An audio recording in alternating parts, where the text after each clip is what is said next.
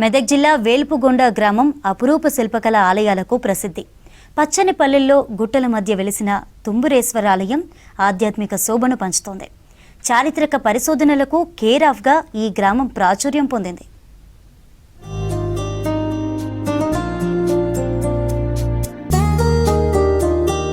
మెదక్ జిల్లాలో తుంబురేశ్వర ఆలయంగా ప్రసిద్ధి చెందిన ఈ చారిత్రక వైభవం తెలంగాణ సంస్కృతిని ప్రతిబింబిస్తోంది. వేల ఏళ్ల నాటి ఆలయ శిల్పాల్లో కూడా బోనాలు ఉన్నాయని స్థానికులు అభిప్రాయపడుతున్నారు. ఈ ఆలయంపై జైన, శైవ, వైష్ణవ మతాలకు సంబంధించిన శిల్పాలు ఉన్నాయి. తుంబురేశ్వర ఆలయంగా స్థానిక ప్రజలు చెప్పుకుంటున్నప్పటికీ ఇక్కడ తుంబురుడి విగ్రహం లేదు. దీనిపై తెలంగాణ చరిత్ర వెలికి తీస్తున్న బృందం దగ్గర కొంత సమాచారం ఉంది.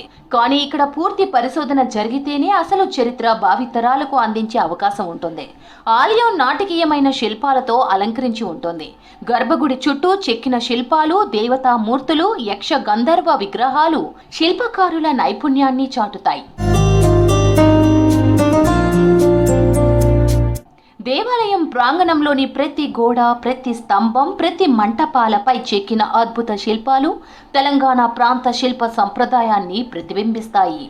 ఈ ఆలయంలోని శిల్పాల్లో పౌరాణిక సన్నివేశాలు, నృత్య భంగిమలు, జంతువుల రూపాలు, పురాణ గాథల దృశ్యాలన్నీ కలగలిసి ఉన్నత స్థాయి కళాత్మకతను తెలియజేస్తాయి. ప్రతి రాయి జీవంతో పలికేలా ఉంటుంది. ఇది కేవలం ఒక దేవాలయం కాదు, శిల్పకళ మహాకావ్యంలా కనిపిస్తోంది. తెలంగాణ సంస్కృతికి ప్రతిరూపం బోనం.